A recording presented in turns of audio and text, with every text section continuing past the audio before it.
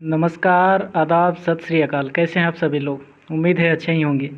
जैसा सभी को पता चल ही गया होगा कि अभी फ़ेज़ 2 का एग्ज़ाम चल रहा है और फ़ेज़ 1 का एग्ज़ाम अभी कंप्लीट हुआ है।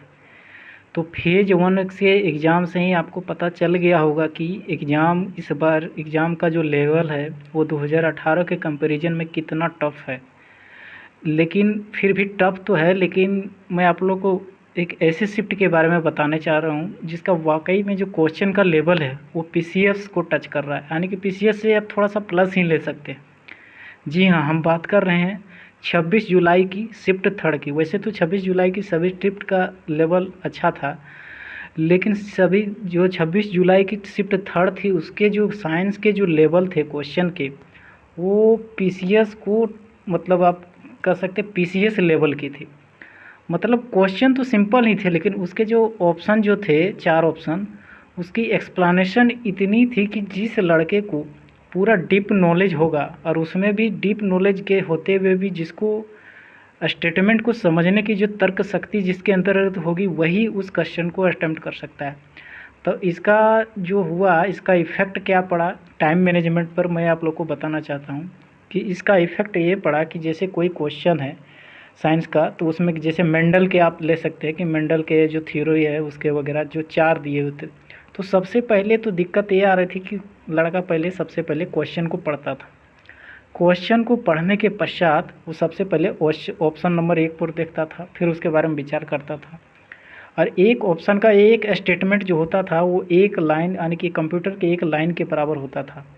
दूसरा जो होता था कि इसी तरह दूसरा पढ़ा, फिर तीसरा पढ़ा, चौथा पढ़ा, चारों को पढ़ के जिसका बहुत तेज़ दिमाग हुआ वो एक बार में पढ़ के समझ जाता था। लेकिन जो थोड़े मध्यम के स्तर के जो विद्यार्थी थे वो क्या करते थे कि क्वेश्चन को एक बार में पढ़ने के पश्चात पहला बार तो क्वेश्चन को देखते थे, दूसरा बार उसको समझने का कोशिश करते थे, जिसकी तैयारी पूरा मतलब अच्छी लेवल से नहीं थी, बीच बीच में थे। तो इससे इसका नुकसान ये हुआ कि इन चारों ऑप्शनों को जो समझने में उसको जो टाइम जो लग जाता था, इसके फलस्वरूप हुआ ये कि जो साइंस 2018 में जो साइंस के 25 क्वेश्चन आप 10 से 15 मिनट में अटेम्प्ट कर लेते थे, वही साइंस के 25 प्रश्न यानी 24 से 25 प्रश्न आपको अटेम्प्ट करने में मिनिमम 30 मिनट लग रहे थे।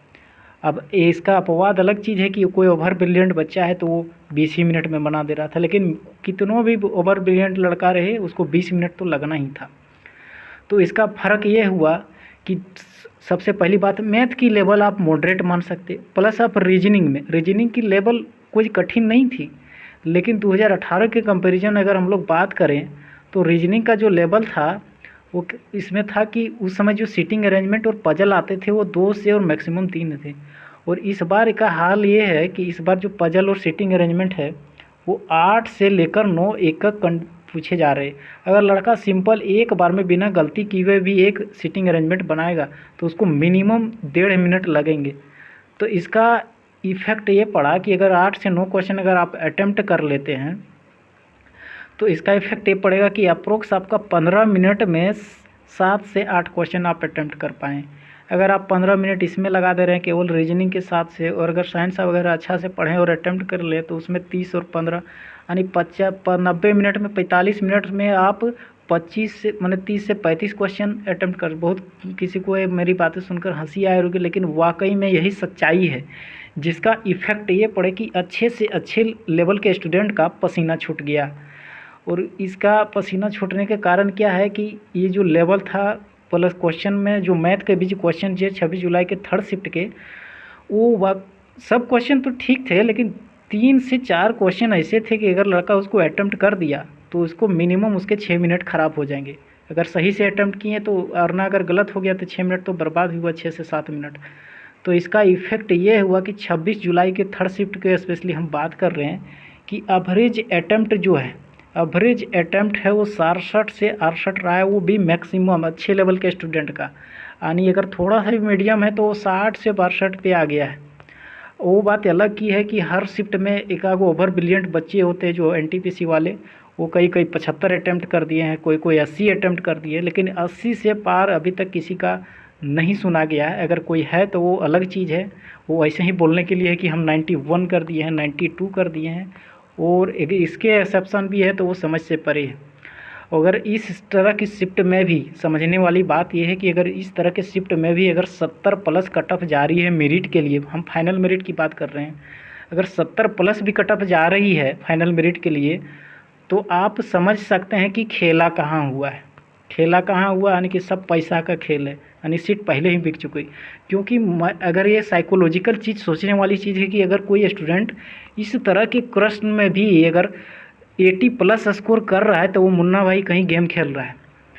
क्योंकि ऐसा क्वेश्चन इतना भी इजी नहीं था। केवल अगर से आप, हम ये नहीं बोल रहे कि आप लोग क्वेश्चन जानते नहीं, कोई भी ऐसा लड़का नहीं था जो सीरियस तैयारी किया होगा और एक क्वेश्चन का आंसर नहीं दे, लेकिन विदिन 90 मिनट अगर आप 85 प्लस ले रहे हैं तो ज़रूर कहीं ना कहीं खेला हुआ है, क्योंकि वैसा क्वेश्चन का लेवल था ही नहीं। तो इस वीडियो में थोड़ा सा लंबा हो जाएगा, किसी और वीडियो में विस्तार से चर्चा करेंगे और भी शिफ्ट के बारे में। लेकिन इस जो थर्ड शिफ्ट की, इसके बारे में बहुत क्यूरियर है, इसलिए इसके बारे में वीडियो बनाना पड़ा। तो वीडियो चलिए जल्दी लंबी नहीं करते। अब इसका हम कटअप के बारे में आप जैसा देख सकते हैं कि थंबनेल में लगाए हैं, वो जो कटअप मैंने बताया है वो ऐसे ही नहीं बताया, बहुत सारे स्टूडेंट का एनालिसिस करने के बाद ही बताया। और कटअप निकालना इसलिए भी गुनाह नहीं है क्योंकि इस बार मेरिट जो बनेगा परसेंटाइल बेसिस का, वो शिफ्ट वाइज बनेगा। इसलिए अगर कोई शिफ्ट आज हो रही है और उसके on the basis of attempt अगर आप मेरिट निकाल रहे हैं और सॉरी कटअप निकाल रहे हैं तो इसमें कोई गलती नहीं है, क्योंकि इस बार जो आपका सभी को पता है कि परसेंटाइल बेसिस पर बनेगा मेरिट। तो अगर जिस शिफ्ट में जितने स्टूडेंट बैठेगा बस उसी से कंपटीशन है और किसी से नहीं। तो इसका तात्पर्य ये है कि अगर आप, जैसा कि आपको थंबनेल में पता चल रहा है कि जितना भी है 55 या 57 वो आपका मैक्सिमम लेवल, वो बात अलग ही, कोई लड़के 65 प्लस कर रहे, कोई 70 भी ला सकते हैं। तो वैसे बहुत सारे स्टूडेंट होंगे, लेकिन हम उन्हें एवरेज की हम बात कर रहे हैं। मतलब सिलेक्शन किसी एक या दो का तो होना नहीं है, सिलेक्शन तो अच्छे खासे अप्रोक्स साउथ ईस्टर्न रेलवे का उस दिन हुआ था, तो अप्रोक्स 5000 तो सीट है ही इस दिन रांची जोन में। तो चलिए मिलते हैं अगले वीडियो में किसी और विषय वस्तु पर, जब किसी टिप्ट की और किसी शिफ्ट की टफ शिफ्ट आएगी तो उसके बारे में हम लोग चर्चा करेंगे। तो आज की वीडियो यहीं तक, तब तक अगले वीडियो लिखिए। Bye bye and take care.